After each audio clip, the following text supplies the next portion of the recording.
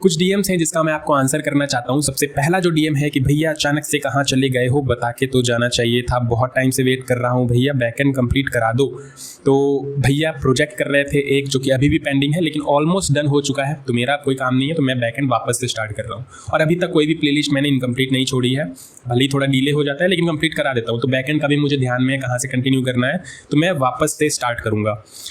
फिर सेकंड हमारा जो कमेंट है, सॉरी डीएम है, वो ये है कि भैया मैंने आपकी जेएस भी कर रखी है और रिएक्ट भी, अब मुझे नेक्स्ट जेएस करने का दिल कर रहा है, मैं नेक्स्ट जेएस करूं या बैकएंड करूं पहले। तो मेरी रिकमेंडेशन है कि बैकएंड कर लो, क्योंकि नेक्स्ट जेएस आपका एक फुल फ्रेमवर्क है जो कि आपको क्लाइंट साइड सर्वर साइड दोनों प्रोवाइड करता है। तो अगर बैकएंड का आइडिया रहेगा, आपको सर्वर वगैरह का आइडिया रहेगा, तो आप प्रॉपर तरीके से उसे यूटिलाइज कर पाओगे। तो बैकएंड कर लो फिर नेक्स्ट जेएस करना, बाकी आप कर सकते हो, कोई प्रॉब्लम नहीं है, लेकिन आप सिर्फ फ्रंट एंड वाला पार्ट एक्सप्लोर कर पाओगे प्रॉपर तरीके से। फिर प्रीवियस एक रील जो मैंने पोस्ट की थी उससे रिलेटेड कुछ कमेंट्स हैं। सबसे पहला कमेंट है, भैया सच में जॉब नहीं रही क्या, गवर्नमेंट जॉब लेनी पड़ेगी। एंड फिर दूसरा कमेंट है, गवर्नमेंट जॉब की प्रिपरेशन कर रहा हूँ, साथ साथ टेक की भी करूँ क्या। तो आपने शायद ठीक से पूरी रील नहीं देखी है, ठीक से समझी नहीं, तो मैं आपको प्रॉपर तरीके से बिल्कुल सीरियसली समझाता हूँ। कोई भी ऐसी फील्ड नहीं है जो कि आपको प्रॉपर रेपुटेशन या फाइनेंशियल सपोर्ट नहीं दे सकती, या कोई भी ऐसी फील्ड नहीं है जो कि अपने आप में कॉम्प्लिकेटेड नहीं है। सारी की सारी फील्ड्स अपने आप में कॉम्प्लिकेटेड हैं एंड सारी की सारी फील्ड्स आपको रेपुटेशन एंड फाइनेंशियल सपोर्ट दोनों दे सकती है। डिपेंड करता है कि आप किस फील्ड में हो, आप कंसिस्टेंट हो या फिर नहीं हो।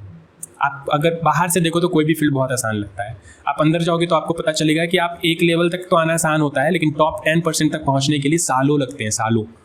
और आपको फील्ड में चेंजेस तो हर फील्ड में आपको दिखाई देगा, कुछ ना कुछ गड़बड़ हर फील्ड में होता है, लेकिन आपको वहाँ पे क्विट नहीं करना होता है। ऐसा नहीं कि आप क्विट कर गए या किसी और फील्ड में स्विच कर गए, आपने ऑब्वियसली काफ़ी ज़्यादा मेहनत की है, तब जाके आप लाखों स्टूडेंट्स से आगे आ पाए हो। अब आपको उस पोजीशन पे होल्ड करना है, अगर कुछ प्रॉब्लम हो गई तो आपको होल्ड करना है। हो सकता है आप आगे ना जा पाओ तो पीछे भी नहीं जाना है, होल्ड करके रखना है, क्विट नहीं करना है, बस ये आपको समझना है। एंड फिर आप किसी भी फील्ड में बहुत ही आसानी से काम कर सकते हो।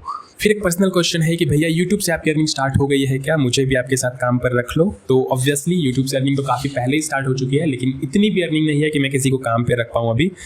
तो अगर आप मेरे यूट्यूब चैनल की बात करो तो बहुत लोग मुझे जानते होंगे कि बीच बीच में काफ़ी ज़्यादा होल्ड कर देता हूँ मैं। तो उस सिचुएशन में मुझे काफ़ी बारी ऐसा लगता है कि मुझे क्विट कर देना चाहिए, लेकिन इंस्टीड ऑफ कि मैं क्विट कर दूँ, मैं माइंड में रखता हूँ कि आगे कंटिन्यू करूँगा एंड थोड़े टाइम के लिए होल्ड कर देता हूँ एंड वापस से मैं कंटिन्यू करता भी हूँ बिल्कुल उसी एग्जैक्ट पोजीशन से।